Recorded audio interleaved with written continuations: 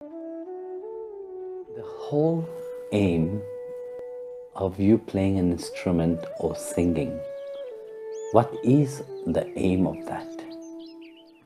You see, when you're singing, for example, just for your pleasure, for your happiness, and you are playing an instrument that you feel proud about what you're doing, of course that come from a place where the ego is exalted, you know.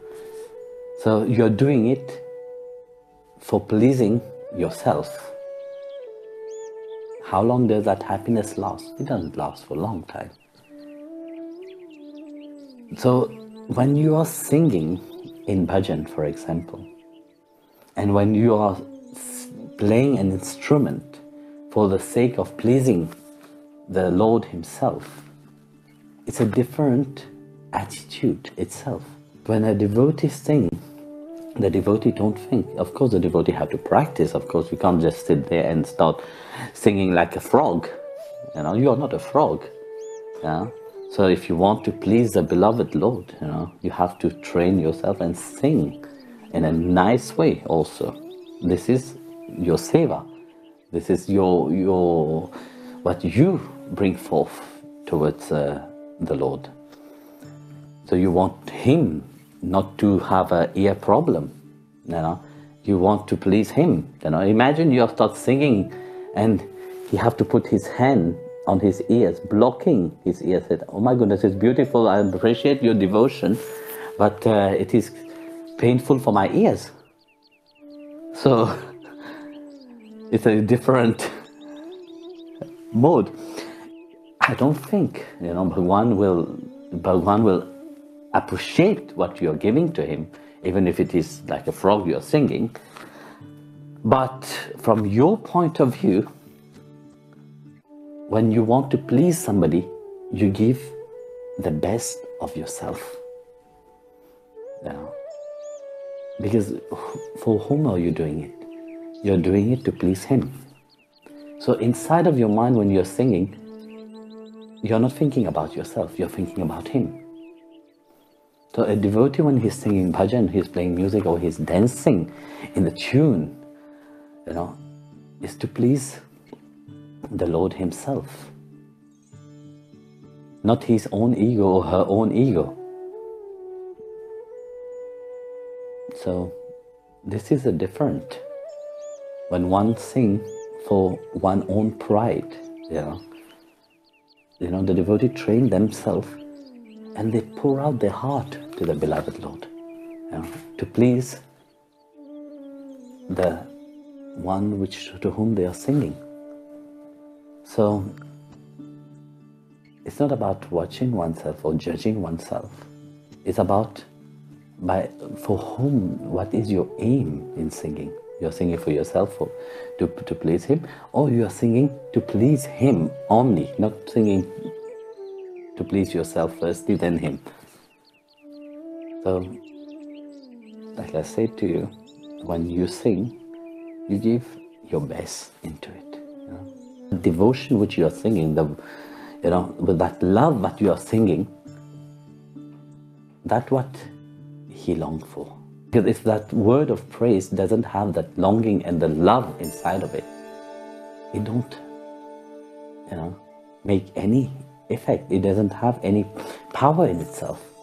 But if that longing, you know, when you're singing, you're dancing, you're playing music, whatever you're doing in life, if it have that longing and that yearning for Him, you know, that love for Him, and what you know what it is for Him, what you're doing it, you know, in your daily life, whatever you do, you're doing it for Him. You're singing for Him. So when this becomes clear for you, then you will see that come to Him.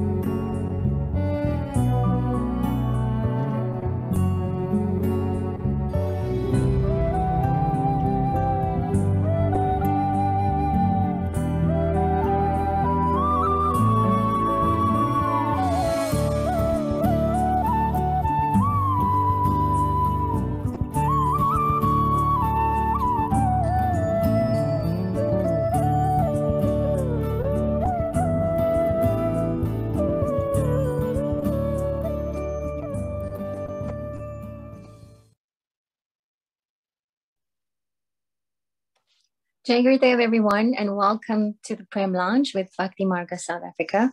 We're so grateful to have you here with us this evening to experience the journeys of grace with Brahmachari Aradhanakandananda, who will share his journey about how he came to be a Brahmachari in Bhakti Marga, singing and spreading Harinam with the grace of our beloved Gurudev Paramahamsa Vishwananda. Before we continue with the program, we'd like to say hi to Aradhakananda. Jai Gurudev. Jai Gurudev. How are you?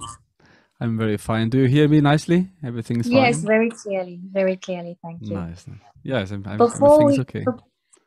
Good. Before we start with the program, won't you please do an opening prayer for us, and then we'll continue. Yes, of course. Thank you.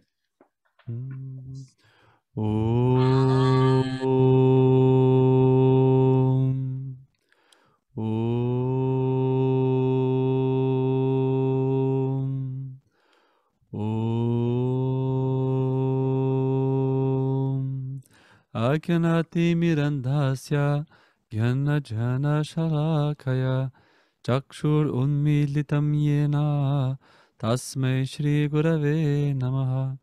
He Krishna Karuna Sindhu Dinabandhu Jagatpate Gopesha Gopika Kanta Radha Kanta Namostute Tapta Kanchana Gorangi Radhe Vrindavaneshwari Vrishabhanusate Devi Pranamahi Hari Priye Hare Ram Ram Ram Hare Hare Hare Krishna Krishna Krishna Hare Hare Ya Kundendo Tusharahara Dvavala Ya Shupravastravita Ya Vina Varadanda Manditakara Ya Shveta Padmasana Ya Brahma Chuta Shankara Praditibi Devye Sada Vandita Samam Pata Saraswati Bhagavati Bhudi Pradam Sharadhe Bodhi Pradam Sharade Bhajo Guru Vishwananda Shri Giridhari Lakshmi Narayana Narasimhadeva Satguru Swami Vishwananda Maharaj Ki Jai. Jai Gurudev once again, and welcome to the Prem Lounge. At the Prem Lounge, we like to share the amazing transformational experiences that devotees have enjoyed with our beloved Guruji. We come together in Guru Sangha to hear these special experiences which have the ability to uplift and transform us. This evening, we are so privileged to have Aradhika join us. He's the head of Bhakti Marga Music International, and he's going to share his beautiful journey with us, the influence of music in his journey with Guruji as well. Aradhika studied music at the University of Brazil. He was a professional musician in the region of Brazil where he lived, writing music and playing music. He actually grew up in a family of musicians and has been playing many musical instruments from when he was very little. When he was 20, he received the amazing opportunity to do an exchange program to a university in Germany, where he came to study jazz. And he actually never left Germany after that, apart from traveling, obviously. In the middle of this course, he met Guruji, and he's going to share that journey with us. So without going any further with sharing more about him, I want to welcome you, Radhika, to this Prem Lounge, and thank you so much for your time. We know how busy you are at the ashram, and we really appreciate you spending this time with us. Jai Gurudev.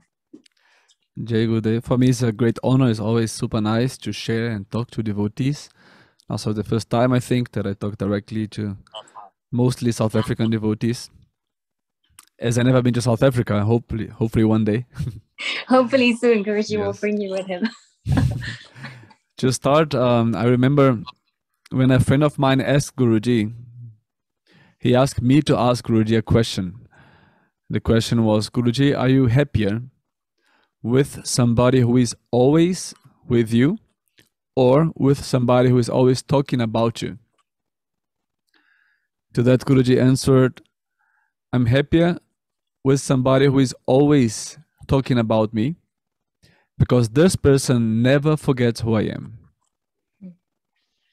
So that's the reason why we get together and share stories and miracles about Guruji, because when we think about him in that sense and we tell the stories, we are reminded and we feel deeply inspired, like the presence of Guruji becomes so tangible, and yeah, it's always a special experiences. Even when we repeat the stories, it's always a special experience.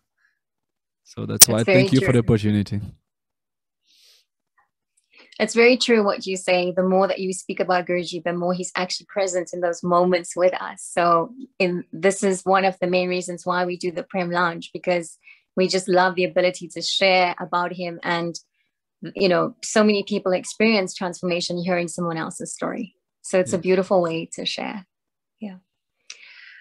So I thought a nice place for us to start your sharing is perhaps before you met Guruji. I understand that your aunt introduced you to your spiritual journey a few years before you met Guruji, and it would be awesome if you could share with us a little bit about your journey with Paramahamsa Yogananda and your Atma Kriya Yoga before you had met Guruji.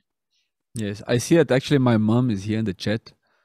So Wonderful. maybe more people from that time is also around there. Yes, that would be nice for us as well. So as I was telling you when we talked some days ago, yes, my family was always open spiritually, and spirituality was always present in some way in different kind of practices. Something that was very present in the very beginning is something called Spiritism, that it has origin in France, but is very, very popular in Brazil, where there's a certain doctrine and there's some connection to Christianity, but it's basically there is mediums, people who receive spirits, entities, and these entities talk through the people, and when this happens, you see how people change, the voice change, the mannerism change completely. And so I grew up in that environment. And in that, the knowledge of karma and rebirth and multiple lives until attaining a certain divine goal, that was always there. So that's why those concepts only became more clear and better explained when I could study Hindu philosophy. But it was never strange to me, so it was a very natural process. So to be reading and hearing from different saints and different philosophies from different parts of the world was at our family just natural. There was times where we were practicing more, but it was just natural. So it came to, I remember I was, I believe 14 when my auntie, she's called Moema, is a Guarani name, so it's an indigenous name, the word. Guruji gave her a name. What's the name Guruji gave her? Matangi Devi. She was a bit shocked with the name because Matangi Devi is very rough. She when I was 14, she gave me this book. She gave me different books, and many of those books really changed my life. Those books being the autobiography of a yogi from Paramahamsa Yogananda, and another book that was really important that she gave me was from Swami Rama, Living with the Himalayan Master. So I read these books like I was drinking water. I wrote this book at least 3 times through. I was constantly going through them. But Yogananda's book was more special. It was a very old edition, like from the 90s, no, before, from the 80s. Like the cover from the first printing in Brazil.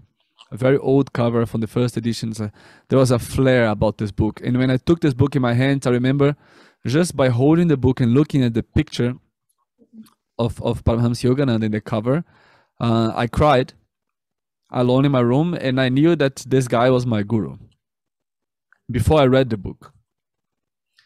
And that was the first time I had this experience that when you're reading a book, it's like love is flowing through each page. It's like you're being involved in love just by going through the book. And that was a completely life-changing experience. And so that completely changed me, and I accepted that my life would be, let's say, mainly spiritual, at least in the inside. In the outside, I would do my duties, I would do whatever I have to do, but I understood there that my life, like my aim is ultimately a spiritual aim, and it was natural for me. So I went deeper on that path, and I received Kriya Yoga. I was 17, 1 year before I was theoretically allowed, because the organization there, you should only receive when you're 18. But a friend of mine called the monk and said, "Give to this guy because he's nice." And and so when I was 17, I received the Kriya Yoga from Yogananda, and I practiced that until, I don't know, when did I receive Kriya? I think I was 25, Kriya from Guruji. So 7-8 years I was practicing actually Yogananda's Kriya Yoga daily, and never missed a day. And it was a very natural process. It was hard, but it was a very natural process once I met Guruji.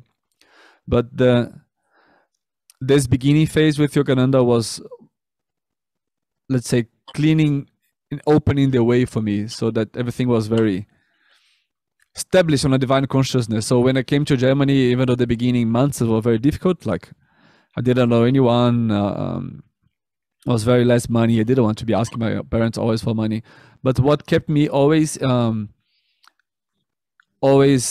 and straight was my Kriya practices. It always gave me faith and comfort, and I felt protected by God just by these practices. And that Kriya Yoga was actually my first religious or spiritual initiation of any sort. So I was never baptized as Christian. So very often Indians on the internet write me asking, "So when did you convert to Hinduism?" I said, "I never converted. It's actually my first religion, because I never got baptized as Christians or anything else." So I'm like a Brazilian, white Brazilian kind of, but originally Hindu by initiation, because my first initiation was Kriya Yoga. And so that, and then the practices became deeper, and I came to Germany thinking I came only for studying and working back in 2007. And 2011 was the year that I finally met Guruji.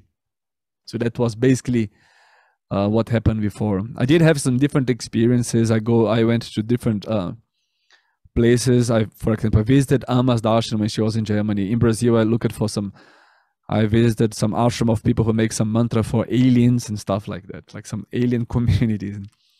I was a little bit curious, but inside of my heart, Yogananda was the one. And yeah, then later, when you want, I can share what happened when I met Paramahansa Vishwananda.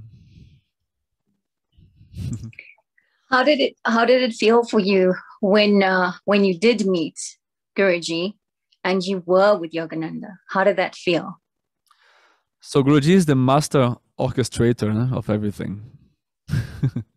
He knows how everything should work out. So he put the perfect person on the way to bring me to him, which was nowadays we call him Swami Kanjalochana from Croatia. He used to live here in the ashram. He was also organizing music in the ashram here. He didn't have the international role, but the ashram organized of Kirtan, Bhajan, daily prayers and everything. And at that time we called him Brahmachari Chaturananda. So what happened, I was married 2011, and I gave my ex-wife a birthday gift of going to a yoga festival here in Germany. That was in South Germany, by Bavaria, Munich. It's called Bhakti Yoga, Bhakti Summer Festival. I think it happens every year, 2-3 times a year. We know the organizers; they came already for Guruji's darshans, everything. And in that festival, Chaturananda, now Swami Kanjalochana, was giving a music class and leading a short kirtan. And other Bhakti Marga devotees and Swami Kurunanda, for example, they were all there. I don't remember any of them visually, but I went to visit the music class. I saw there was a monk with long beard, long hair, giving a music class. And then I went to the class, and very honestly, I was not super impressed with the class, but the energy of this monk, was extremely sweet. You could see in his eyes and his words, how he was legit, like how everything he was talking about was so real. But I had zero interest in meeting a new master, a new guru, because in my heart I had already given myself to somebody, and that was it. Still, in the end of this class, I remember he showed a picture of Guruji, he showed a picture of the ashram, and a picture of Mahavatar Babaji. So when I saw Mahavatar Babaji, I said, okay, we do have a connection via Babaji. Mm-hmm. And so I went to talk to him, just like to share some words and say thank you for the class and everything. It was a small class of 15 people there, 20 maximum. So we start to talk, and then after we sit somewhere in the festival and we continue talking, just that at the end we talked for over 3 hours, and it was an amazing deep talk, and we became like best friends, just like this. And he was also a devotee of Yogananda before he met Guruji. So we were talking also about our love for Yogananda and for that incarnation of the Lord, let's say like this, that how sweet was that incarnation. We shared the Leelas in, and we just understood each other in every word perfectly. Me and Chatur. So it was just like Guruji just put him perfectly there on the way. So I told him I was not really interested in meeting any other guru. But when he invited me to come to the ashram, I could not say no because he became my friend. I said, okay, I will come because of you.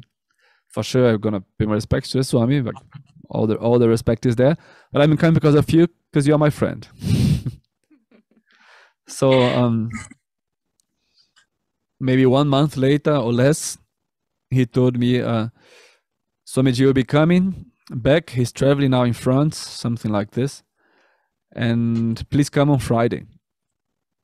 So you can meet me and meet him as well, all at once. But my ex-wife, with like women intuition, was saying, no, I feel we should go on Thursday. And I was telling her, are you crazy? Like, the guy who lives there said Friday, we go on Friday. It's 2.5 hours drive from where we used to live. We don't go like just one day before and risk. But she had this strong intuition, and there was no way I could say no because she was so insistent. And I said, okay, in the worst case, we sleep there overnight. So we brought some flowers and we went then to meet to the ashram. And I spent the day with Chatur walking up and down, and we had a good talk and good time. And he showed us the ashram, the temple. The ashram was not like nowadays. It was like there was buckets on the floor for the water dripping from the ceiling. Like heating was half working only. That was really like a half construction place. Yes. Still, by 11 in the night, suddenly Guruji does arrive 1 day before than expected. And he comes. He was dressed like a rock star with black trousers and black jacket and long hair, free hair.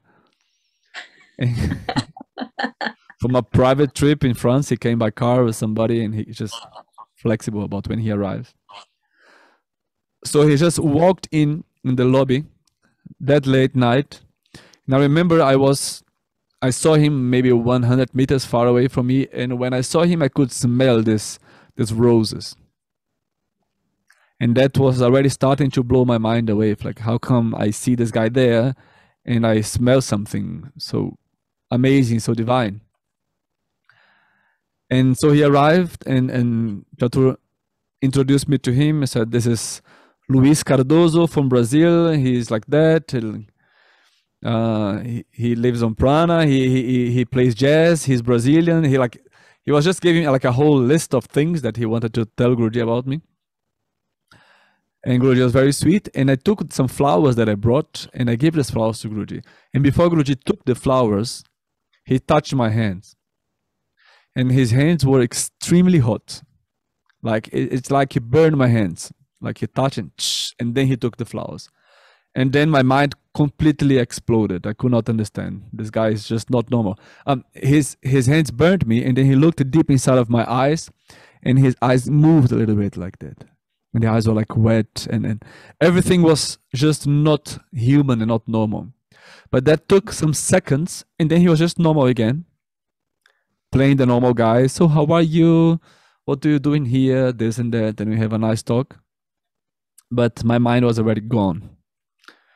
So after that, Guruji kind of won me, but I had like 2 months of internal challenge until I fully accepted. I was always trusting Guruji's answer and asking him directly, because he often gave me the opportunity to talk to him. He was coming every second week at least to the ashram.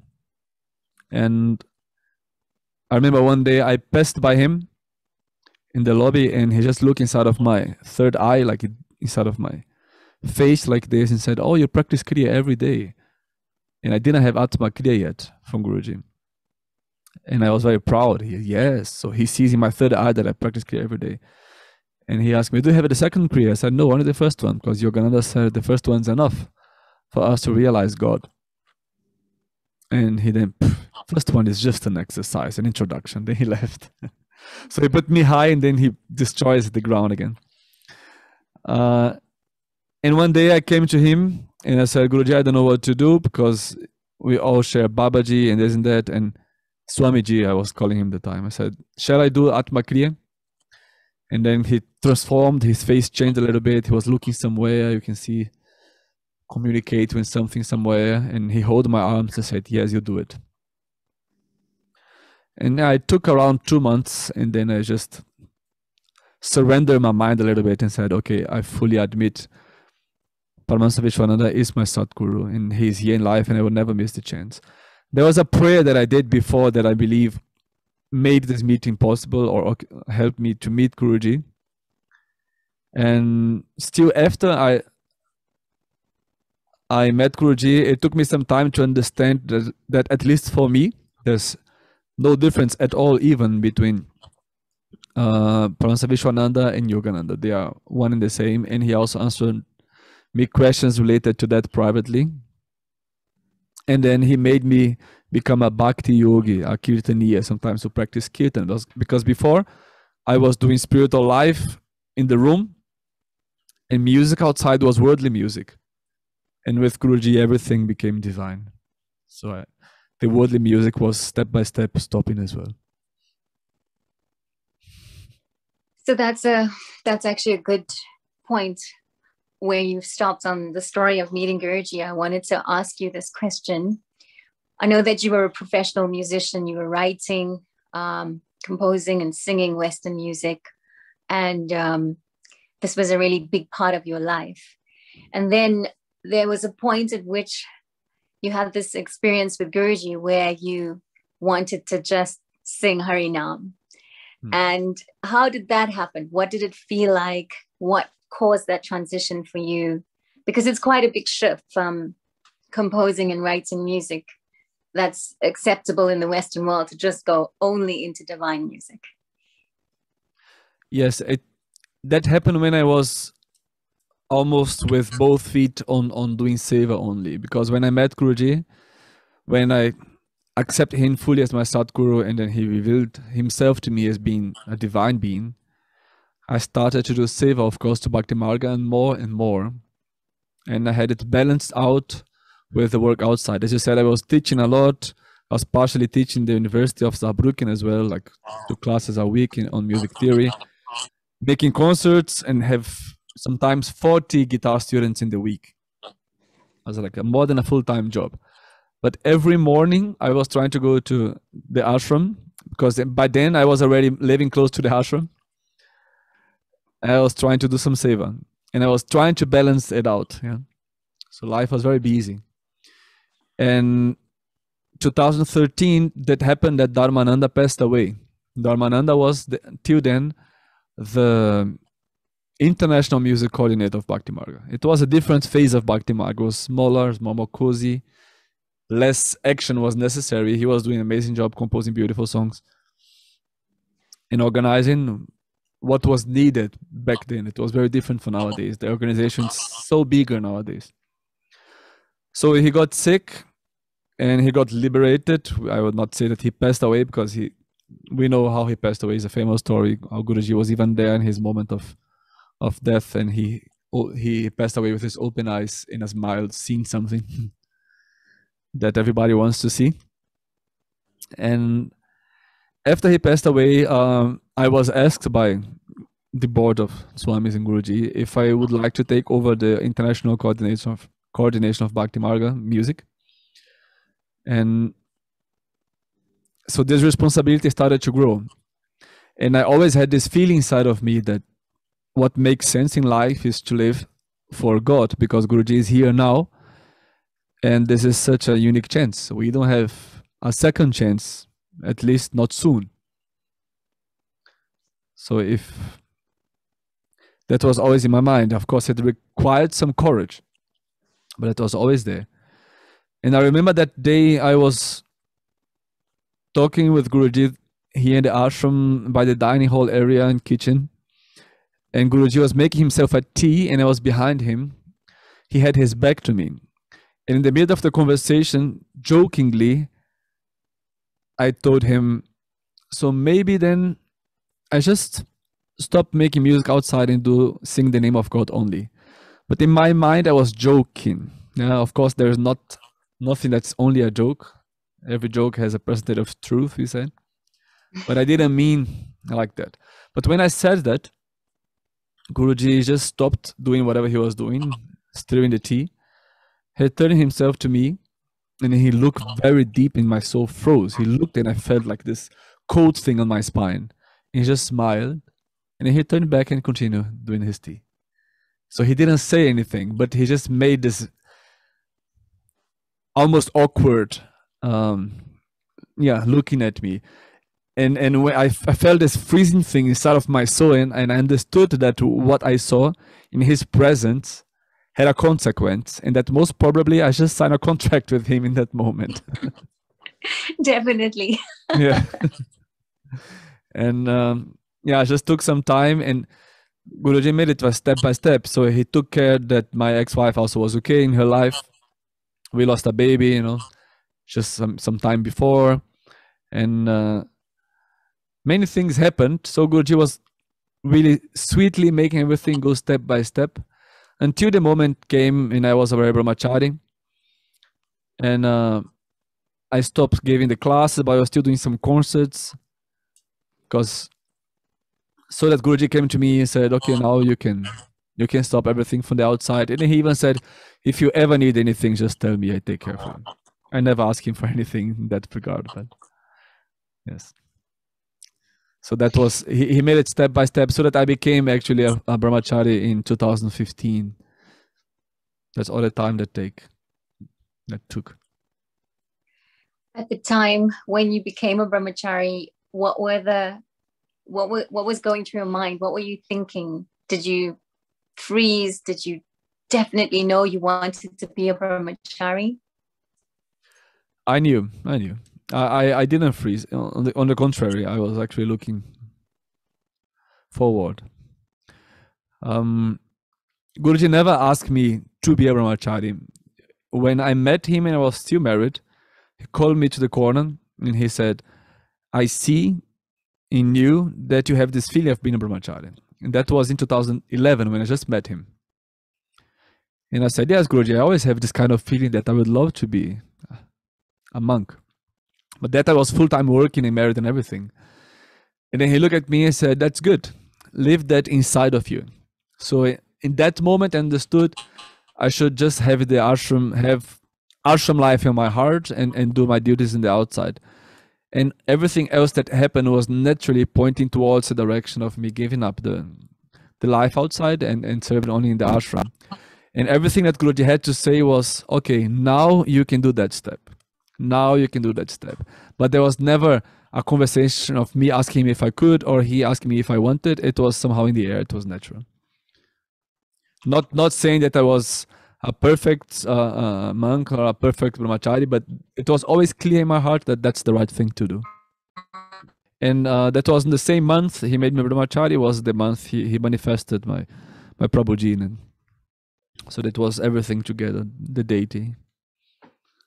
Okay, let's see. Jai Gurudev Radhakananda. Jai Gurudev, you back? Nisha said her internet connection dropped for a bit. Yes. So do you want to share any of the pictures that you that's reference to any of your stories? You can share the picture of Prabhuji now if you wanted, and I could go straight into that story because I just reached that year. So I shared with you actually with yeah. That's a special picture because he has his eyes open. But there's another picture there from the day when he was manifested.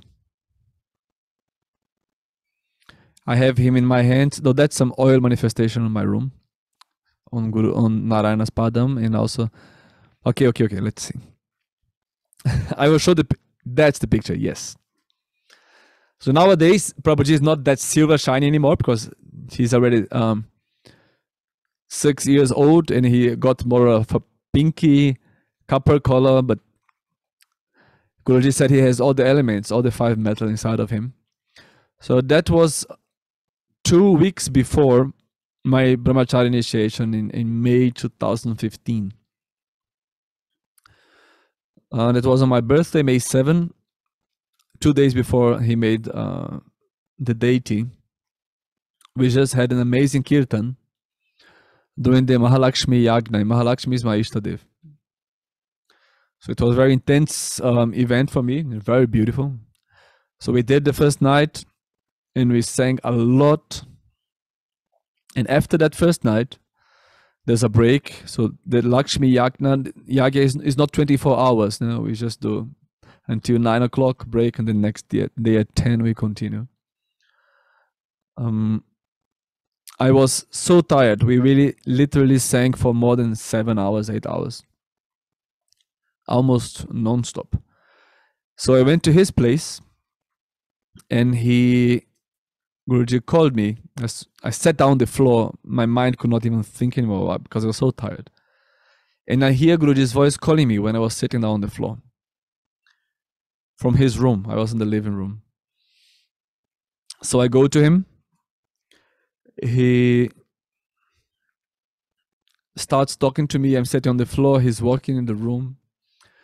And he's telling me all these things that are a bit difficult to hear, that he's constantly giving himself to the devotees and to the people, but we don't give enough value. We don't fully acknowledge how he's giving himself to us all. He was not talking to some specific people. And while he was saying that, I was really feeling bad. Because of course I put myself also in the team of those ungrateful people. And some days before, I'm just mixed a bit the story up. Because that Lakshmi Yagna was on May 9th. On May 7th, on my birthday, he asked me what I wanted as a birthday present. He gave me a blessing, then he asked me what I wanted. That was 3 o'clock in the night.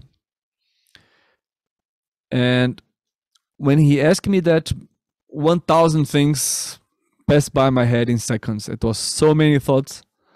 And I knew that the guy, this being that can give me anything in the universe, was asking me what I wanted. So I couldn't give any answer just like that. I had to give a proper answer. So I told him, Guruji, I want to realize myself, to realize who I really am, so that I can truly serve you and love you. That was, for all the answers that came into my mind, what felt in that moment most appropriate. I just asked him to realize my essence, my soul, nature, so that I stop being stupid, so I really, without stop, without break, can love him and serve him the best that I can. So I make this wish, this birthday wish, and then he blessed me and said, so be it. And 2 days later, there was the Lakshmi Yagna, and there was everything that I just said. I was so tired, and he called me, and he was saying that people don't acknowledge, don't see how much he's giving to them in all levels, and that people just still get attached to the worldly life, even though they have a guru like him, a guru that can give them everything. And suddenly he asked me the same question again. He was then sitting on his bed and I was sitting on the floor. And then he asked me the same question again. He asked me, so what do you want? And I realized he was making me the same question that he did 2 days before. And if he's asking the same thing again, maybe the answer before was not the best answer. So I said, let me give him an answer now that's not talking about realization. Let's only talk about something that I really know what it is, practically. And I thought, what is practically in my life the best thing that I know? So the best thing that I know in this word is definitely to be with him, serving him. I don't know anything in life that feels better, that is better than that. That was clear for me. So I told him, I just want to serve you. That's what I want, Guruji. So when I said that, his face changed. He sat straight like this, and he started having pain. He put his hands on his chest. And yeah, he went into this pain mode and making some sounds. And he took my hands, put on top of his own hands. So there was like his hand, my hand, and another hand of his on top. And through his hand, I could feel his heart beating. And beating really fast, like super fast, like not like a normal human being heart. A normal person would have definitely a heart attack by that speed of heartbeat. And then I could feel suddenly something kicking out against the hands, like doof, doof, like 5 times something was pushing our hands out. And it was coming out of his chest. He had his robes on, but I could just, it was some power, something appearing and pushing our hands back. Then after probably the 5th time, he took his hand under the rope like this, and then he took Prabhuji out, as you see in the picture, and said, you wanted to serve me? I want to give myself, I'm giving myself to you. Serve me every day. So he manifested out of his heart Lakshmi Narayana with Brahma and Adishesh. It's the ultimate form of God. And he's telling me, I'm giving myself to you. Serve me every day. So it's very clear for everyone, who is he by that experience. There's another picture that I sent where you can see Prabhuji more nowadays. Go more to the other side. It's like just more current. Yeah, that's how he's looking nowadays. Like, he's absolutely beautiful. Yes. And he has Guruji's bellies on, exactly like you can touch like this. Oh wow! There's so many beautiful details in him. I'm sorry I got disconnected a little bit earlier. Oh, no problem. Can you tell us, can you share with us a little bit about how you worship Prabhuji and how he's impacted your life since Guruji gave him to you? And since you asked that question. Yeah, it's totally a game changer. It changed my life totally. I mean, Guruji gave me many times this experience of, okay, now that I reached that, what would I want more? But somehow he always shows that it's never ending. It always keeps going on. We always have some next task to perform. But once I got Prabhuji, I thought of this bhajan of Ravidas, the guru of Mirabai. When I took him his hands, that was the bhajan that came to my mind. Let me just take a little harmonium here a second.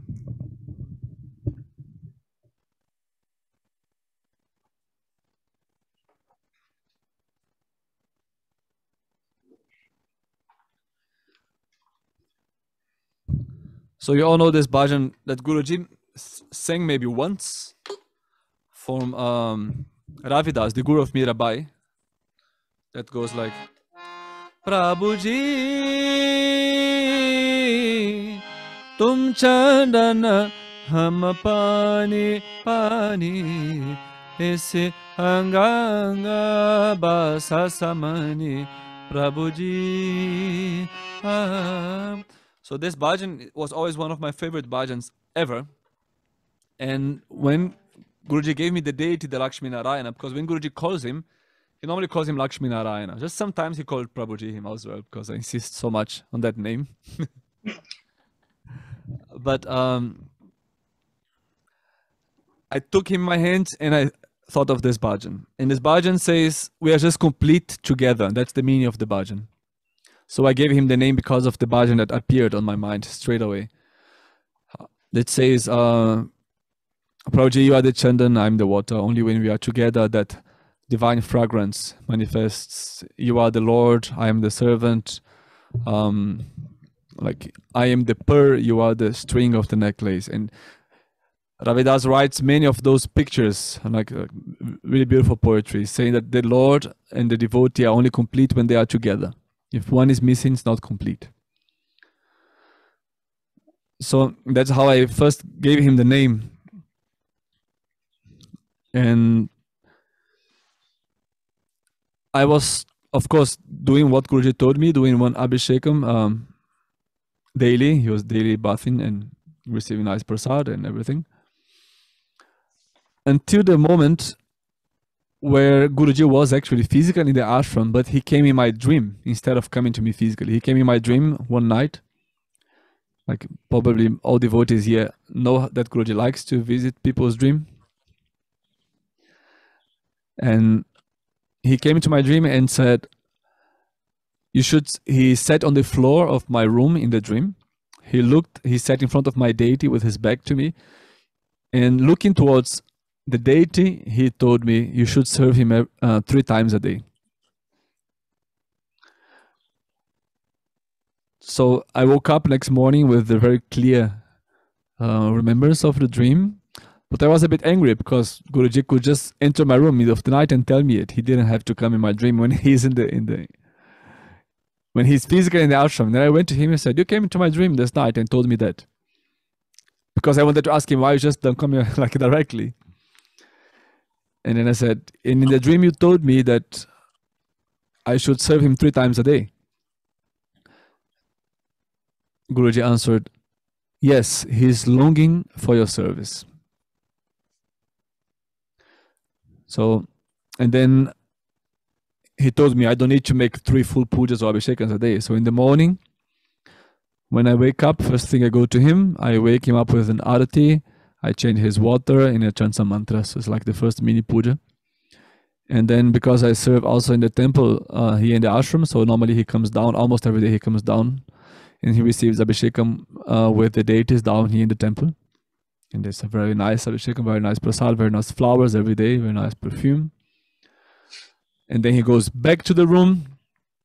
I put a new prasad in front of him for throughout the day. And in the end of the day, he receives a simple puja, clothes change, go to bed, change water. And every time I go to my room, I talk a little bit to him. And also when I'm not present there, I'm always talking to him.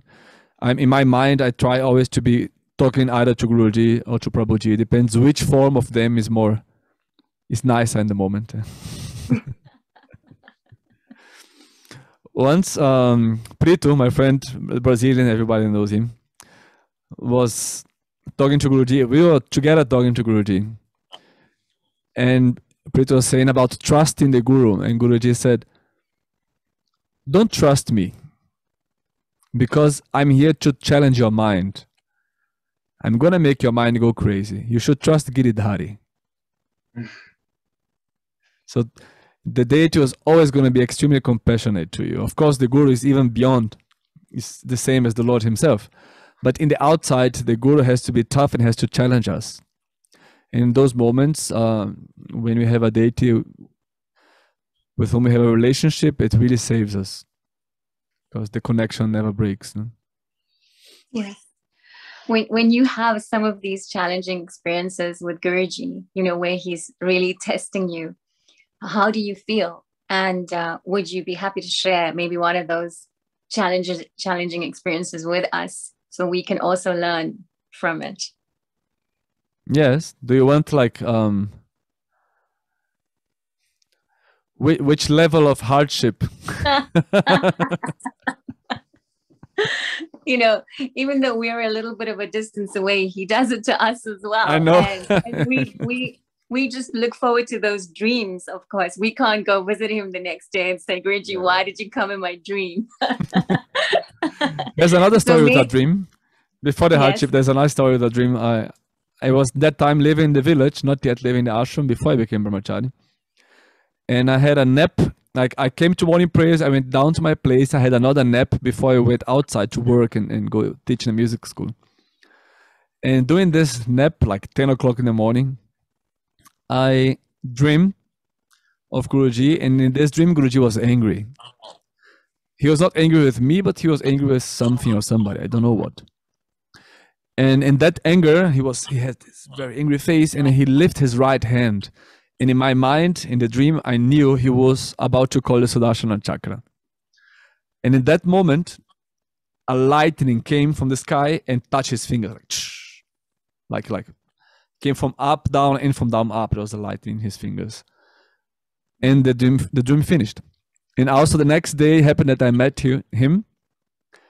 And I was super excited to tell him this dream. Guruji, you came to my dream this night, this yesterday, and that in the dream you was about to call the Sudarshana Chakra, and you put the hands up, and before I could finish the dream, he stopped what I was saying.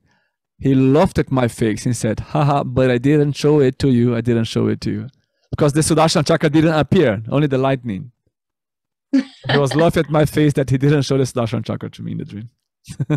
So he knew exactly whatever he did in the dream. Every little detail. Yes. Would you like to share a Yes. challenge? Yes. Of course, nothing is the hardest one. Is the story with my daughter, but that's a bit long. I think maybe I will do another one. If you guys like that kind of story, we can continue.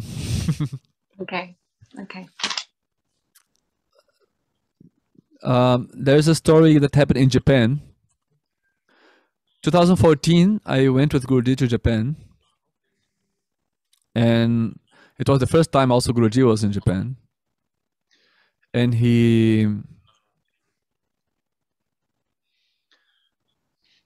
the devotees brought him to visit also some touristic places. So in that trip, we went to this very famous street cross in Tokyo. Very famous, like 8 streets that cross and meet together. And when the lights are red, like thousands of people cross the street. It's something like crazy to see in the center of Tokyo, so many lights, and looks like another planet. So we went there, and it was interesting and nice.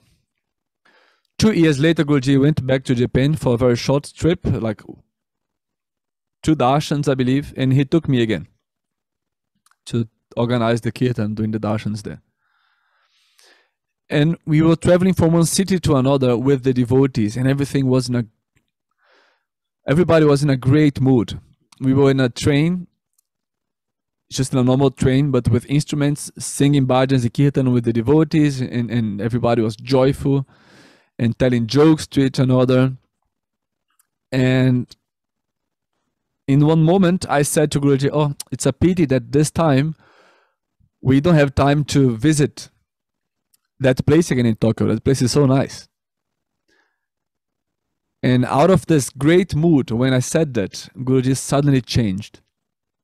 Everybody felt the change. It was not only to me, everybody could see it. He looked at me very disgusted. That was the expression he made, him extra made. And then he did, your filthy desires, you have still so many filthy desires inside of you. Just because of this, tomorrow for darshan, you are not allowed to come for darshan. Oh. When I sing, you will be there. As soon as I finish singing, you go alone and go visit that disgusting place you want to visit, and you can only come back to the darshan hall when the darshan is finished.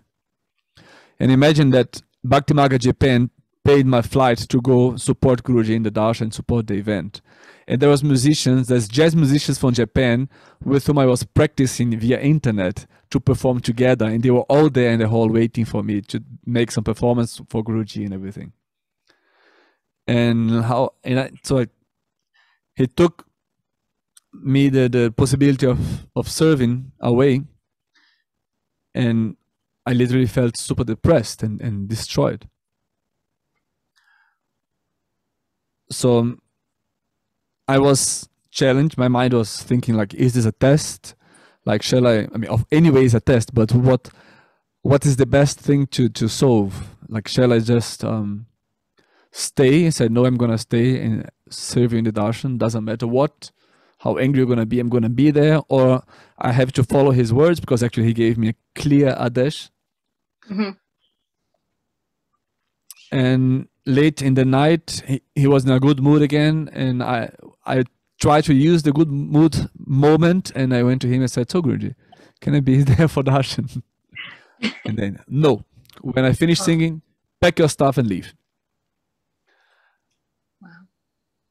So next day come, early morning, as I normally do when we're outside for events, like very early morning, I pack my stuff, I go to the darshan place, I help them preparing the sound, I make a sound check, I talk to the darshan organizers about the steps and everything's okay. Swamini from Japan was there, everything was fine, and then at the appointed, in the right moment, Guruji arrived. He sang his kirtan, he sang, I remember, Om Namo Bhagavate Vasudevaya, very sweetly. And when he stopped singing, he looked at me. He was already in the asana, ready to start darshan. He said, he took his microphone away, but I could read his lips. He said, okay, you can leave now. Mm. And everything was so hard. I was really like destroyed inside. It was in pieces. And so I took a little bag. At first I had to find out, I had no idea how close or far I was from that place.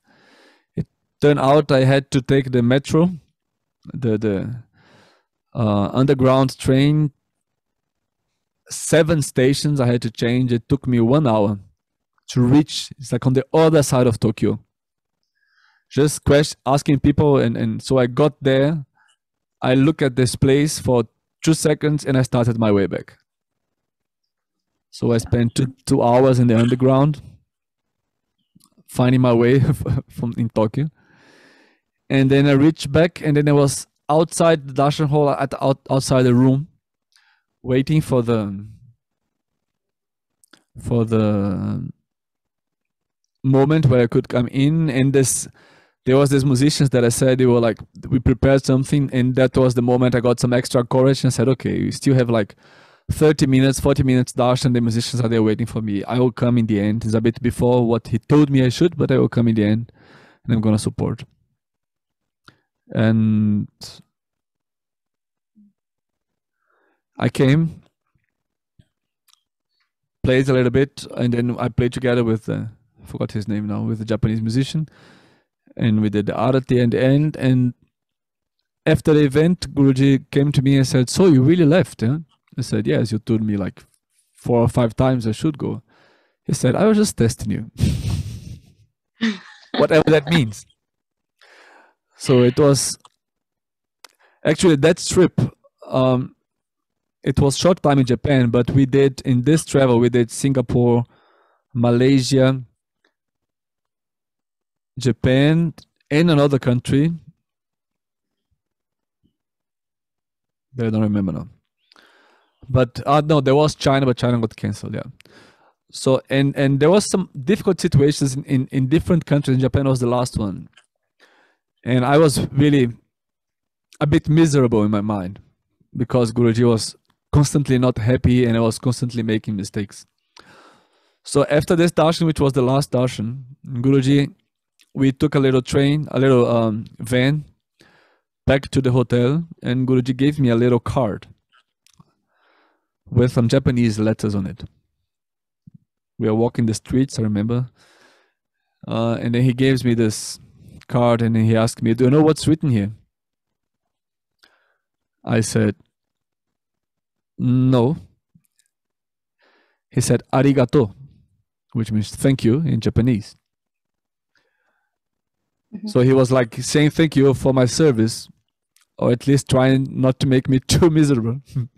And then I said, but Guruji, you just said in the satsang before that we shouldn't expect thank you from you, that that better you don't say thank you for us, because when you say thank you, it's like you pay back our seva, and then our punya is cancelled.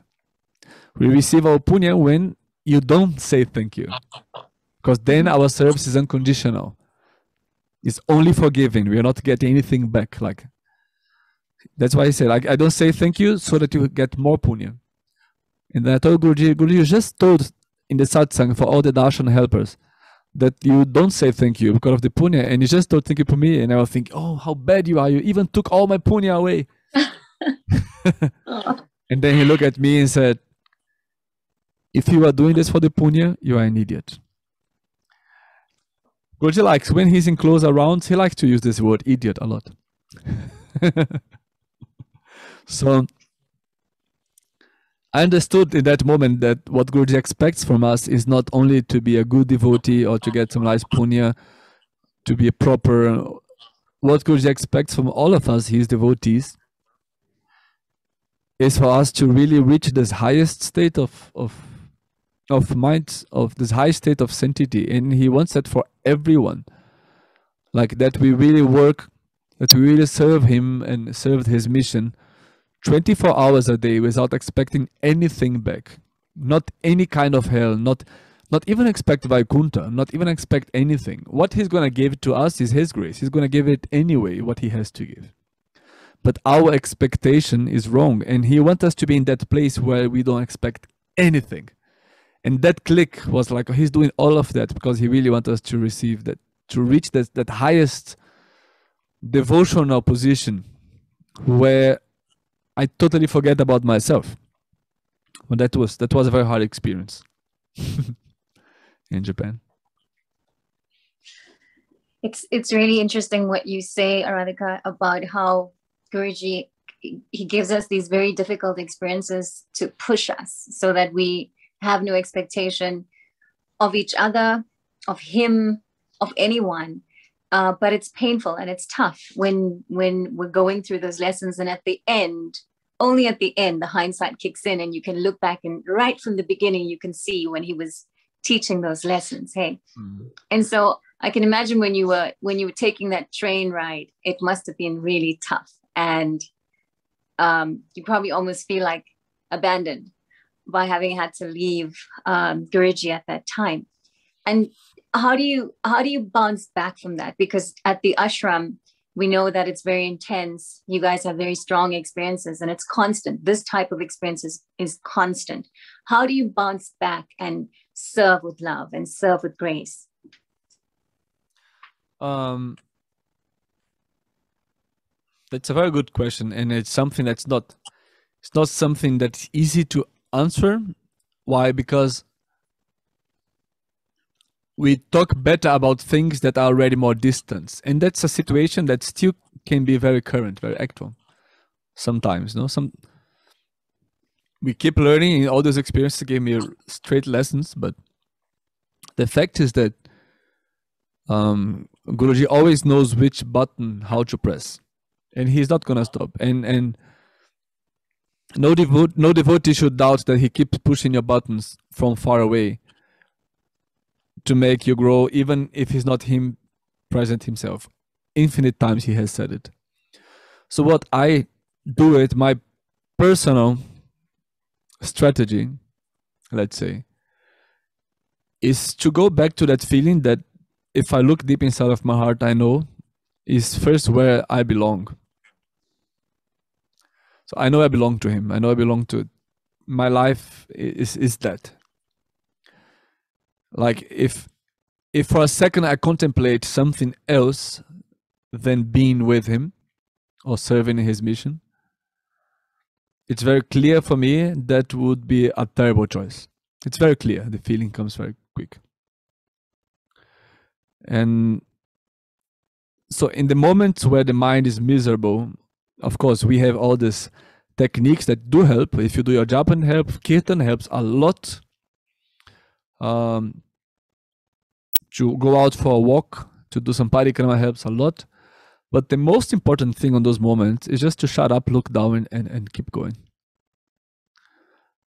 Because we are not here for It's not about, again, it's not about my good feelings. It's not about my entertainment. What we want is happiness in life.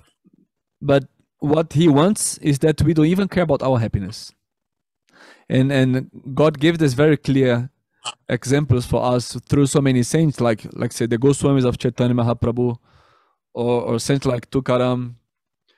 Their happiness was secondary, totally secondary.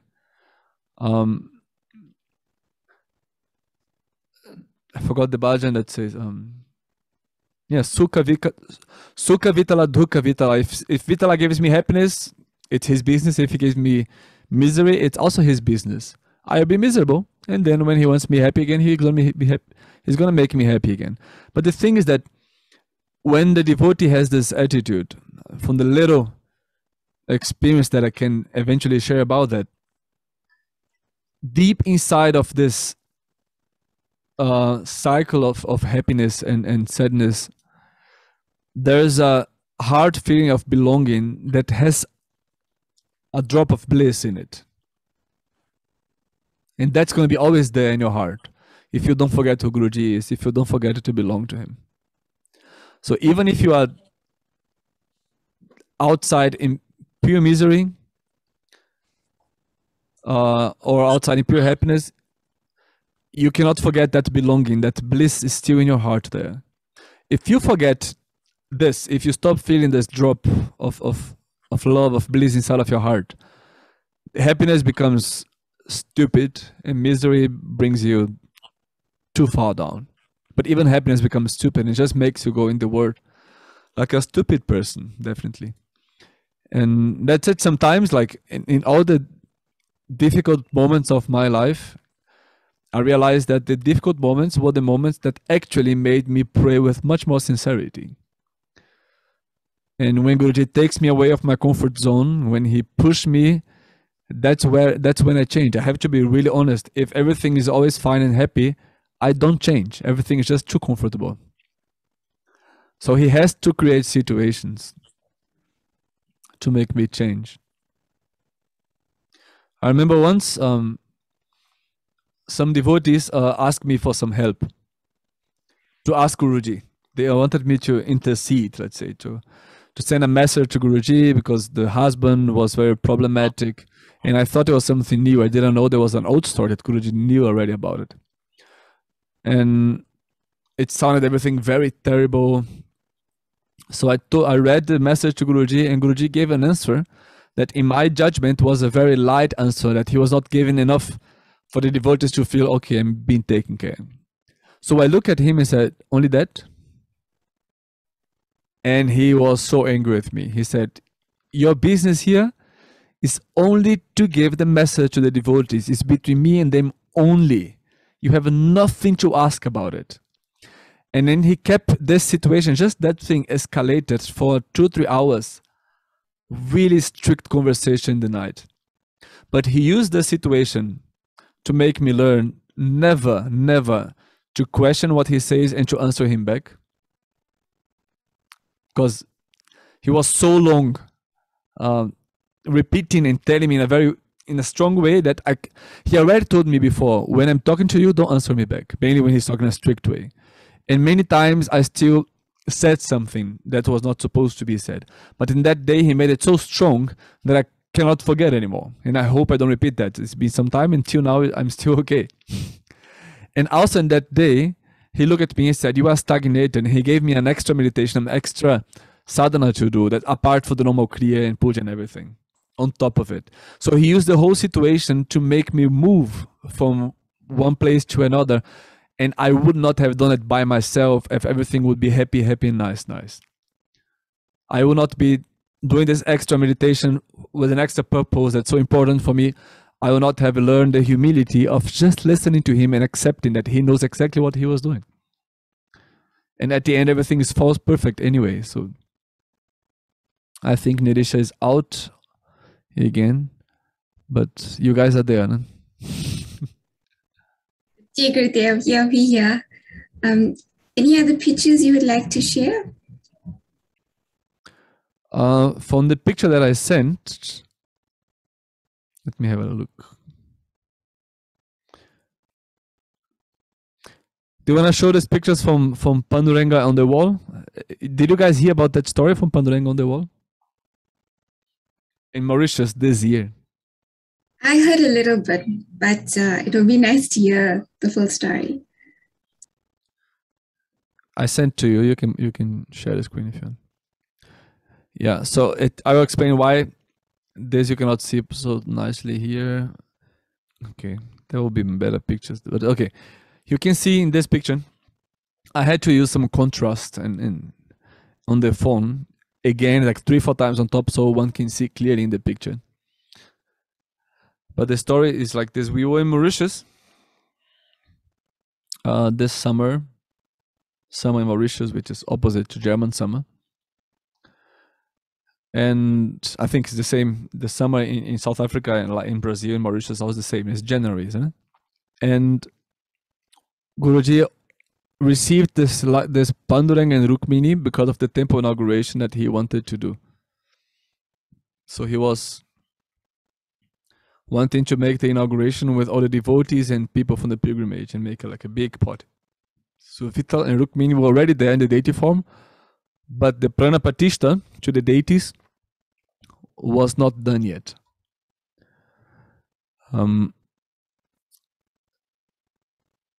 And then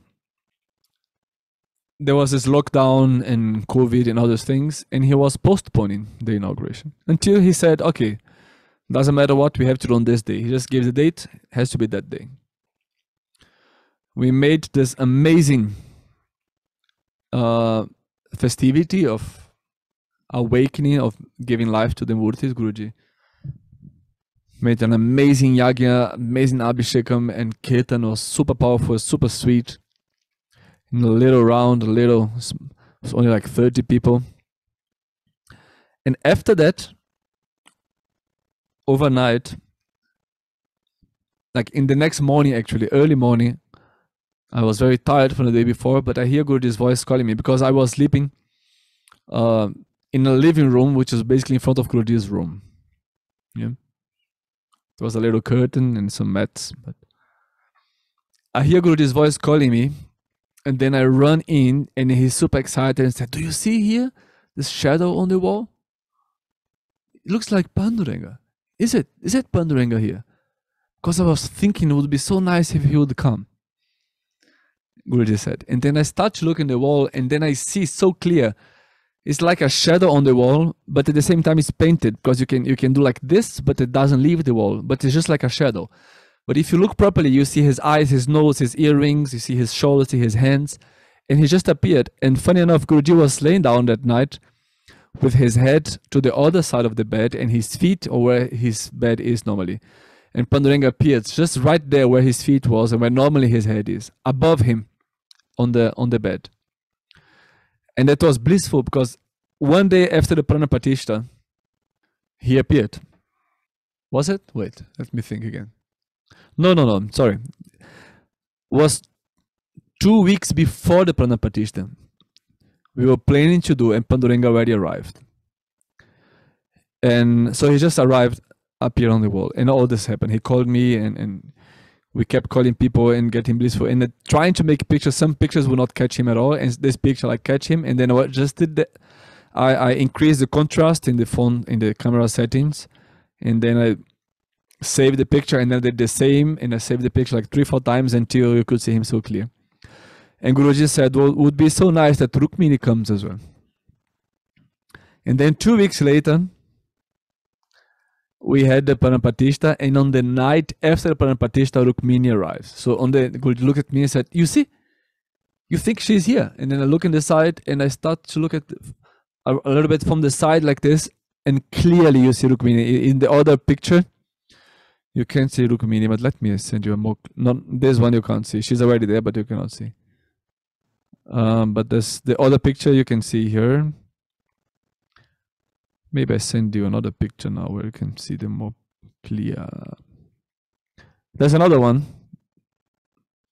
that you have already that shows her a little bit. One picture is Rukmini, other picture is Panduranga, and then both together side by side. But As I see, it's just like a shadow. It's just this Guruji's miracle. Because on his room, in Guruji's sleeping room, for many years, also there was a form of Ma of Kanchi Kamakshi that appeared on the wall like this. They used to stay behind the picture of her. You remove the picture, the shadow would stay there on the wall. Here you have Panduranga and Rukmini. If you move, see the other one? But anyway, the sweet thing is that Guruji, Panduranga appeared where Guruji usually put his head, but on that night he put his feet. That's where the Lord himself appeared. And then Guruji asked Rukmini to come. And Rukmini, as the sweetest queen ever, she came, but one day after the Pranapratishtha happened. So once you establish her palace, and then she sweetly came. And that was such a blissful. I really had tears in my eyes when they appeared there. There's moments when they happen with Guruji, like, it's like the atmosphere changes, everything changes, like the air changes. It's like, it's just, the divine is so tangible for everyone, you know. It's almost 9 o'clock. If anybody has any question, anything to say or ask, I would love to go also into if somebody has something specific. Time goes so fast.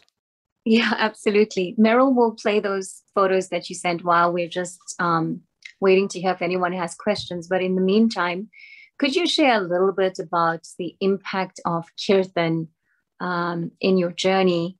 And you spoke a little bit when you were sharing about your challenges, and thank you so much for the sincere sharing there. It was really inspirational for all of us. Can you share a little bit about how that bliss, that little bit of bliss you talked about, where even if you're going up and down and bouncing around, that bliss is there when you remember you belong to Guruji? Do you find that Kirtan enhances that bliss, that little bit that we have? Perhaps you could share about the experience you've had with Kirtan in this journey.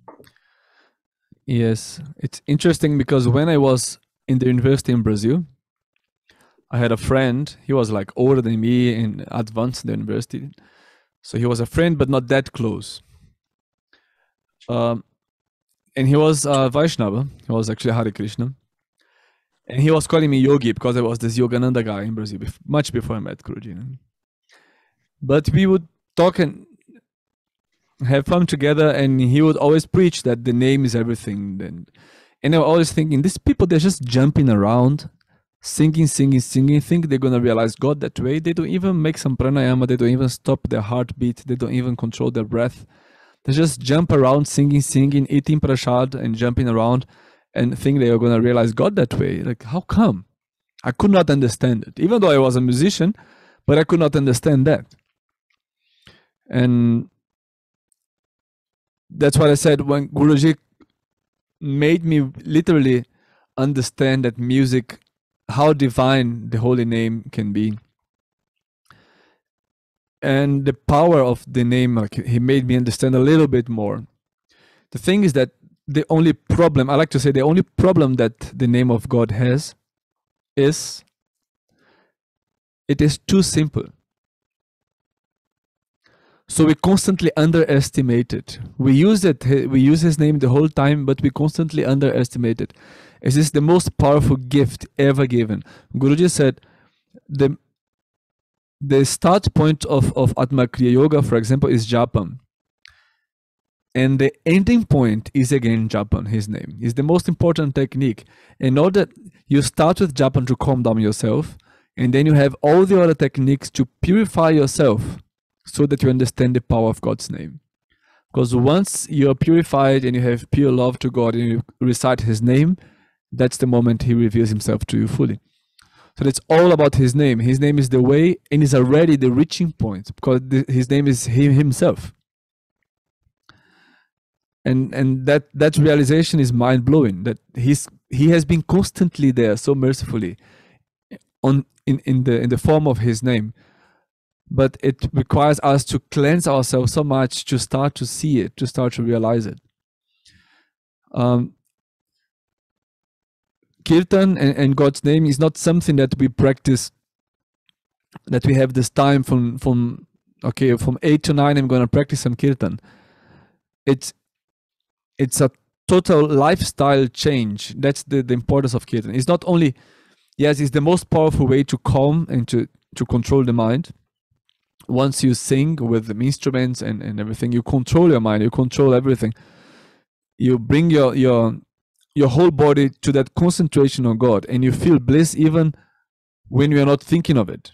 You feel a bliss that you need much more effort in a different meditation sadhana in order to experience. But the things that kirtan is not that thing you practice from here to here and then the rest of the day you do something else. It's a whole lifestyle change. When the moment of kirtan, like once we get absorbed, what Guruji asked me once, he told me, you should be absorbed in God's name. When this moment comes, we think of his name and we think of this relationship to him, this loving expression of relationship to him throughout the whole day. And the moment where we actively sit and sing with a group, that's just the climax, that's just the nicest part, let's say like this. But the practice of kirtan, the practice of chanting his name has been there constantly the whole day, because the real bhakti lifestyle is not something that you practice in the break of your day, but it's something that takes over your life completely. And that's the thing that kirtan has. Once you fall in love with kirtan, it consumes you. You are constantly thinking about it. You are constantly thinking about his sweetness, and then automatically you are having his names on your lips and in your mind non-stop, and automatically you are being reminded of all the attributes and qualities of God and his associates, and being constantly reminded of his leelas and everything that's around that. So your life becomes filled with amazing beauty. I'm not talking about miracles that manifest and visions that you might have. Everything is there available for us. But the most important is that love and that life filled with beauty when kirtan takes over your life, when the name of God takes over your lives, take over our life. So that's the experience that I'm also on the way of learning, but it's clearly is a stable stone of God's grace. You know, it's always there. It's so merciful that at any moment you can just take it and use his name. How merciful can God be? How more merciful can he? Like, he is 100% present on his name. You just have to pronounce it once with love. He gave himself to you like that. And even though on the outside it looks like you just hear and learn and write it down and repeat, how many millions, how many billions of people don't have the chance to learn them, to get initiated on the name? How many billions of people don't have this chance on this life? Because those who got this in this life, you're extra selected for that. You're extra purified for that throughout lives and lives. So once in this life we get the chance to hear his name and chant his name, we should jump on this boat forever. So that's the power of kirtan. It transforms you, but above all, is this completely change of lifestyle. Because I cannot differentiate Bhakti Marga from kirtan or from Bhakti path. It's all one thing. It's in fact the Bhakti Marga practice that's most present in anything, in any activity, in any event of Bhakti Marga. Just imagine how rare is it any event in Bhakti Marga without kirtan, without singing of the holy name. So difficult. Maybe, okay, Pitra Paksh, which is a very little event just to honor and to liberate your ancestors. What else? Maybe a little yagya, but normally in the yagya you're going to sing at least a Guru Bhajan, the Arati in the end. So the kirtan, the singing of God's name, is actually everywhere, in every activity, in every event. In the Kriya itself, but in the chanting of Om Namo Narayana. So that's the beauty of kirtan. It's just something that takes your life totally and makes your life just 100 times more beautiful than what it would be without kirtan. Thank you so much for sharing in that way and reminding us just how significant the name is, because it's so simple, and Guruji says it all the time to us, doesn't he, in the satsangs? It's so simple, so we take it for granted. It feels like this couldn't be the thing that would change my life, but yet when Guruji sings, all of our vibrations are raised. When we're doing kirtan as a group, or we're listening, even us listening from this side of a screen and you all in Springen, it just completely changes the atmosphere all the way in a different country. So that's my personal experience has always been that it transforms that space and that energy into something filled with love. So thank you for sharing that and reminding us all on this call as well that it's so simple, but it changes everything. And it's the essence, of what Guruji's been teaching us. So the role that you play in the organization is so significant from this perspective as well. It helps us all around the world, globally with Bhakti Marga, to be able to experience that bliss. Thank you very much for that and for sharing that with us. We really appreciate it. I can't see that we have too many questions. I see there's one. Can you share about you not eating food or drinking anything for years, how it happened, your experiences, and what it has been like for you on the path with Guruji? That's a question that's come through on the chat screen. Yeah, today is a bad day because I ate a piece of cake today. It's the birthday of Ditya Paramananda here from Brahmacharya from the ashram, and he gave me he spent the whole morning making cake for all the residents, so I took a piece of cake myself also. Otherwise, I didn't eat anything else today. A little bit of prasad for the morning prayers. But never drinking for many years, this never happened. I always drank. The longest time I spent without drinking was 7 days when I was doing the process. So I will make it short because I don't like to put too much emphasis on this. It's just not that important. It's nice, but it's not that important. Important is Guruji's teachings directly, not these things. Also because most of the time, people who get very interested in this subject are often people who are a bit ungrounded and doesn't help them at all. But it is an experience that changed my life, and it was something amazing. So for many years I was thinking about it. Many sources, many books, and many interviews I saw with people that would live in that way, and that was before I met Guruji. Until I made a prayer to God, I said, God, if you want me to do this, give me a sign, and the sign has to be I need to meet somebody who lives like that and spend some time with this person. And then some months later, this actually happened. So I realized that's a sign of God that I have to go and do this process now. So I was already living in Germany, and then I contacted some people in Brazil. The whole family, they used to live in that. They called breatharian or pranarian. So they were living like that, and I went to that family. They have like a little, some huts in the forest, and they support people through the process. And I was doing this. That was in March 2011, just 6 months before I met Guruji physically. And on the third day, because the first 7 days you don't drink and don't eat anything, and the third day of without drinking, I had a dream with Yogananda that now I understood that was Guruji already coming to my way, and was the only dream I had with him. And he came to me in his form. He was a bit old. He was in a little, not really a castle, but like a tower, and it looked like somewhere in Europe. And he walked down this place. He walked from up down, and he met me down at the grass, and he gave me a very nice hug. So in this hug, I understand, okay, he's blessing me that this process is not craziness, it's okay. So I'm being, for years, have this in my mind, and this subject keeps appearing, so I just should continue to do it. The first week is very tough, but it's not as tough as I thought. Really, 7 days, no drinking, no eating. And then you just stop drinking a little bit per day, and you don't, and you're in the third night, there's a change in your body, and you start just feeling better.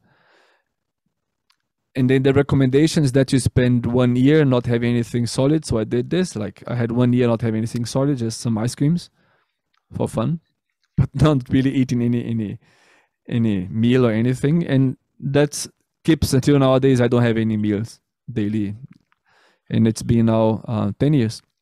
So, but I have, like, nowadays it's been so long, and I just feel more relaxed with everything. Sometimes I go with friends and I have something, like today I had a cake and this and that. And when I visit my family, my mom cooks something, I eat what she cooks. but I make sure it's not 3 times a day. I make sure it's not a daily meal, and I keep disciplining myself so that I never lose consciousness, that my body can sustain itself for some reason, just like that. And I made once, after 1 year living like this, I made some blood tests and everything was perfect.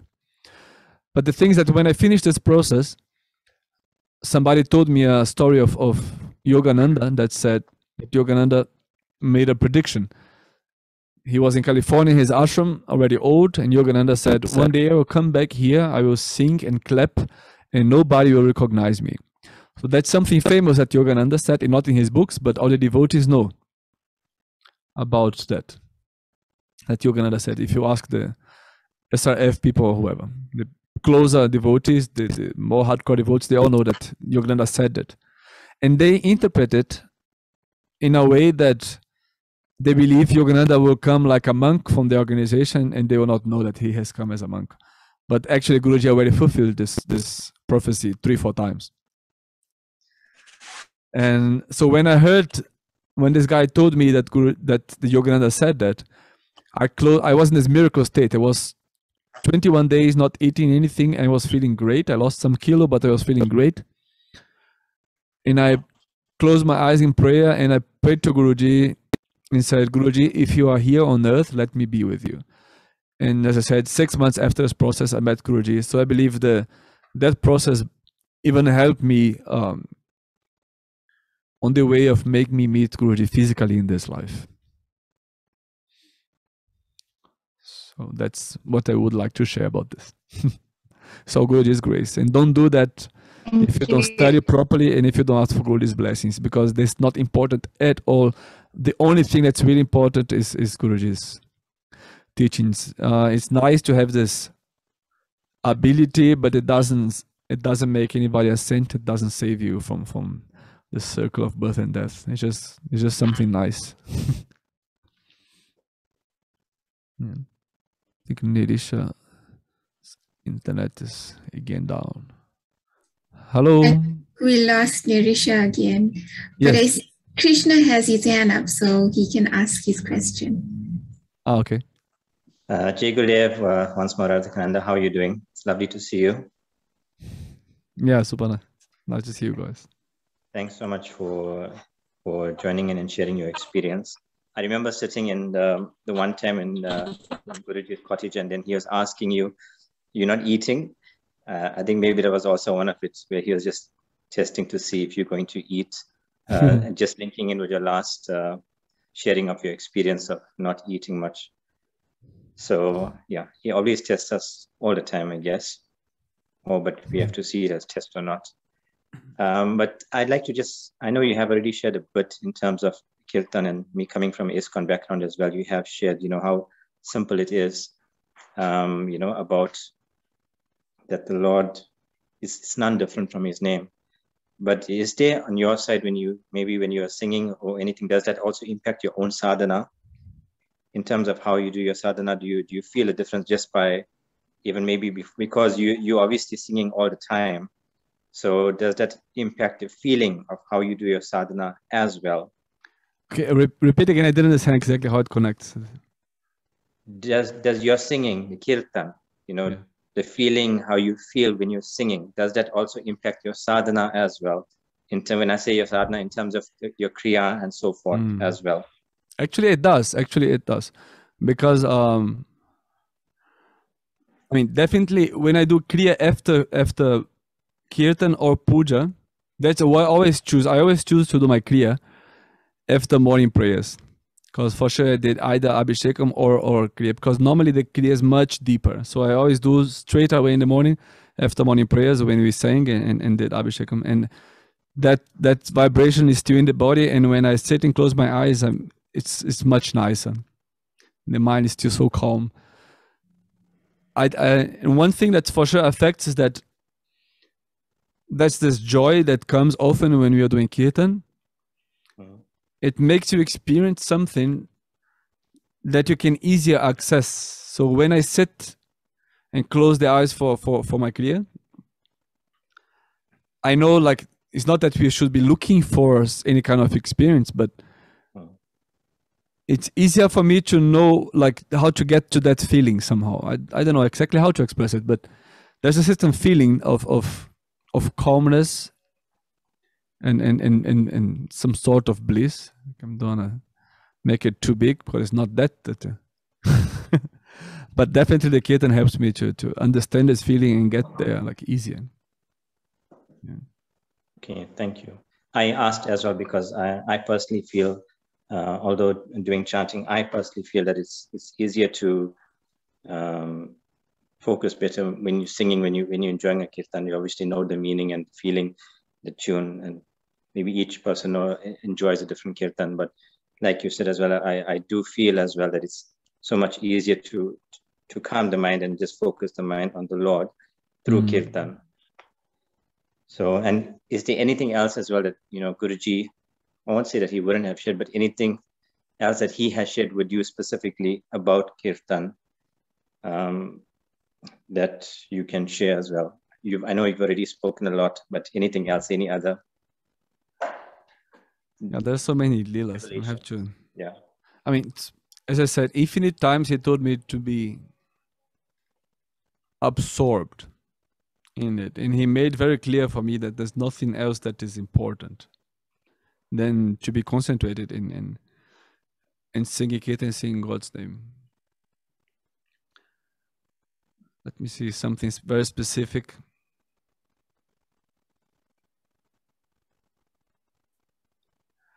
I can maybe share a little story. We were in Japan singing some abhangas. Yeah. Just a little connection that happened. In the darshan, he was singing abhangas from Maharashtrian saints. And the next morning, I was trying to bring his breakfast and knocking in his room, and he would not open his door. And I kept knocking, and then maybe 1 hour passed, and then he called me. He sent a message on my phone and said, "You can come now." So I brought his breakfast. He opened the door and said, "Sorry, I could not come because Balu Mama was here." And I was like, "Balu Mama?" And then I Googled and said, "Oh my God, that's a Maharashtrian saint who also he used to be a shepherd, and he used to bless the people with his sheep going through the flocks." And there's so many miracle stories about Balu Mama. It's a very beautiful saint. Never heard about the saint before. And Guruji, randomly in Japan, after we were, like the night before you sing abhangas, and the next day, Balu Mama appears to him in the hotel room. That's why he could not open the door for me. And when I come back to SPN in the temple, they are painting Balu Mama in the wall. He asked Dakshini to paint his in the wall. So that's something to share about Kirtan. That it's Guruji has everything connected at one. He's singing about the saints and about Panduranga, and he's constantly experiencing them. He's seeing them non-stop. He's constantly seeing them. He just doesn't tell us because it's so boring for him to be telling everything to us. He's constantly seeing them.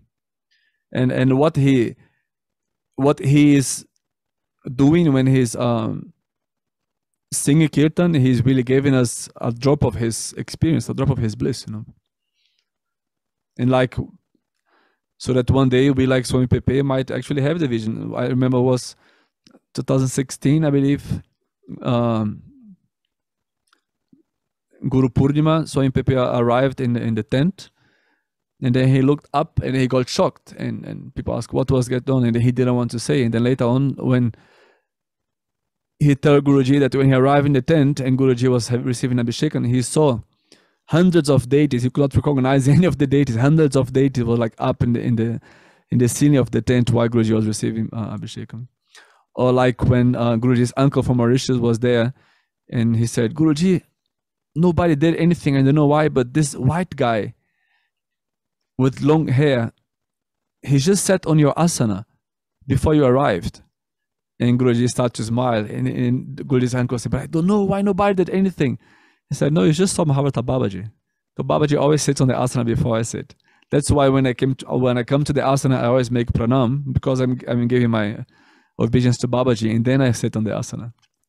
So that's Guruji is. Guruji is constantly seeing, experiencing everything, and when he's singing Kirtan, he's having a direct experience of the Lord, of himself. And we should just use the chance to be with him so we can receive a drop of that. Absolutely. Thank you so much. That's very beautiful. Thanks for asking the question, Krishna. It's a beautiful, beautiful sharing. There's one more question on the chat screen. How did you get so much interest in bhakti? Are you happy to share a little bit about that? Yeah, it's not that I got interest. It's something that Guruji awoke inside of me, because I had no idea what was Bhakti Yoga, really. I knew the term, I read the Bhagavad Gita briefly, but I didn't study it, I didn't understand it structurally. And as I said before, I even had a weird opinion about Bhakti Yoga before I met Guruji, because I just saw this Hare Krishnas dancing, singing, but never doing some breathing techniques. So, and I would say I never developed interest in Bhakti, but Guruji awoke Bhakti inside of me by his grace. I mean, Ramanuja Acharya will never say that, because Bhakti is a very high word. Ramanuja would say Bhakti is the aim.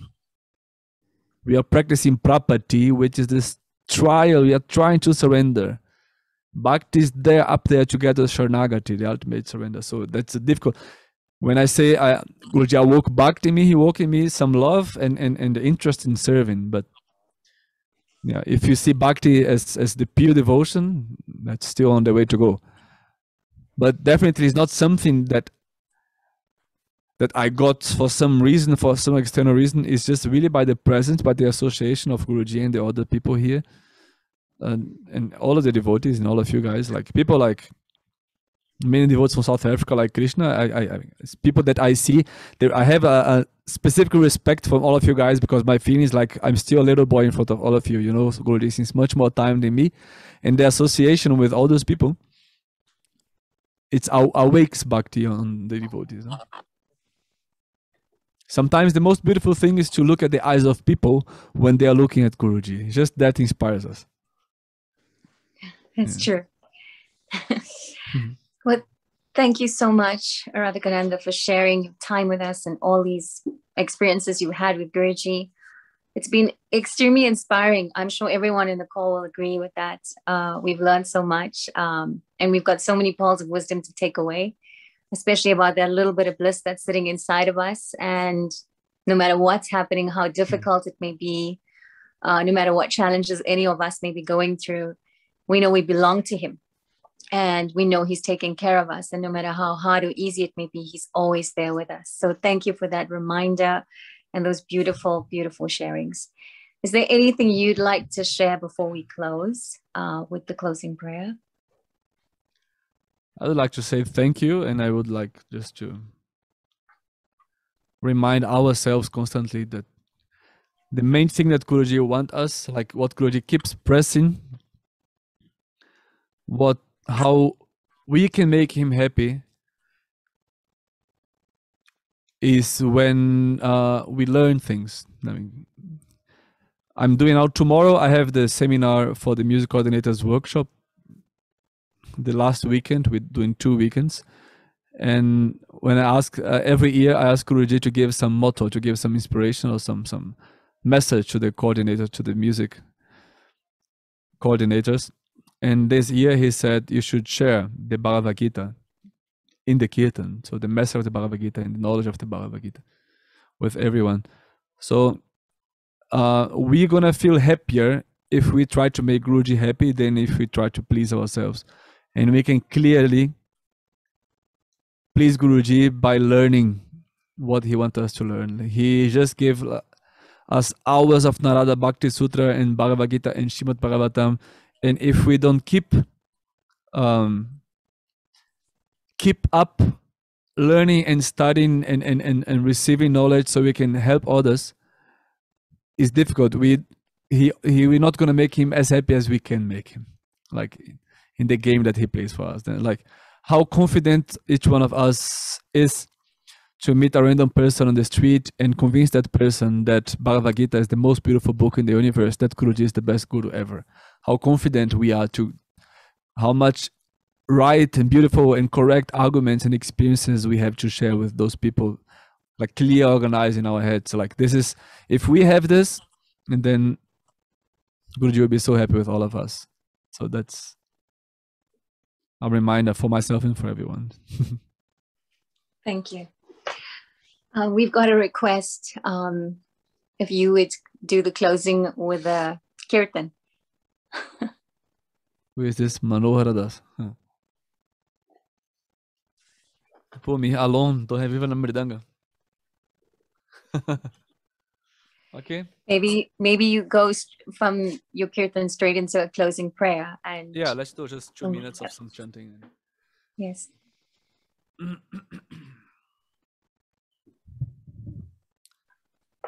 I don't know what. What shall we do?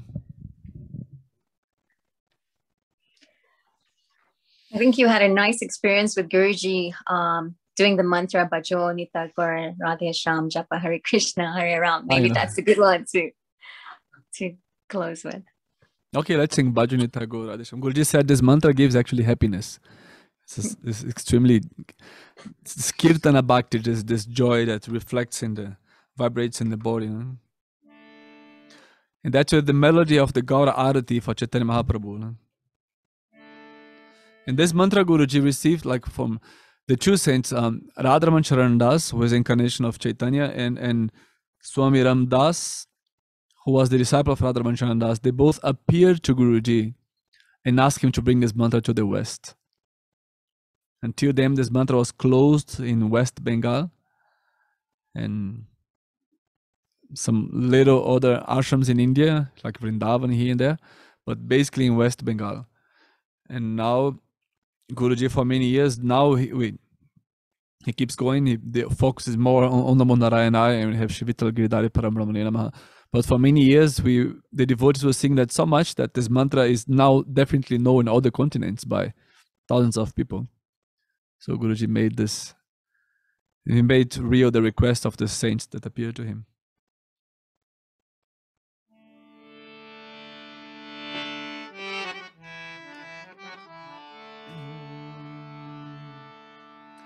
Bhajo Nitai Gorengo Radhe Sham Japa Hare Krishna Hare Ram Bhajo Nitai Gorengo Radhe Sham Japa Hare Krishna Hare Ram Bhajo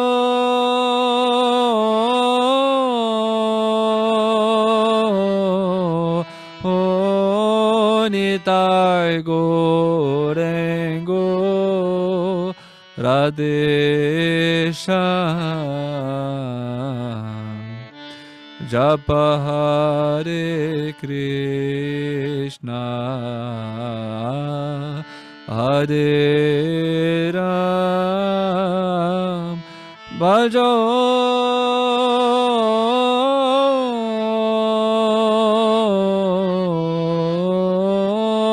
Nitai Gorengo Radhe Sham Japa Hare Krishna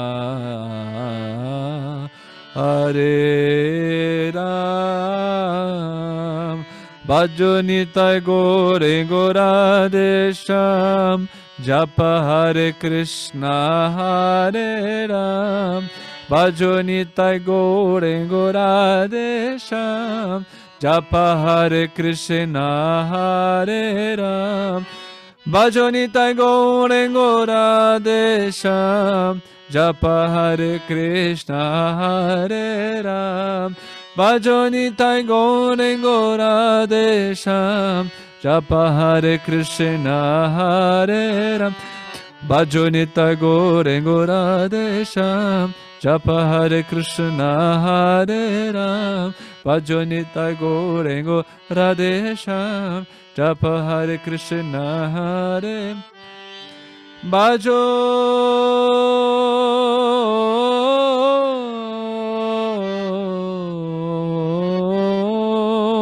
Nitai Gaura Radhe Shyam, Japa Hare Krishna Hare Ram. Om Shanti Shanti Shanti Shri Guru Pyo Namaha Hari Om. Prem Sabo Shri Lakshmi Narayana Bhagavan Ki, Shri Lakshmi Narasimha Bhagavan Ki, Bolo Radha Krishna Kanhaiya Lal Ki, Shri Mahavatakya Babaji Ki, Shri Ramanujacharya Ki.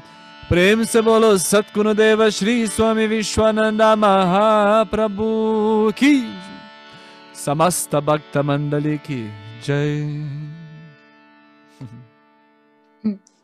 Jai Gurudev, everyone. Thank you so much for joining us this evening on the Prem Lounge. My sincere apologies for the poor internet connection to all of you.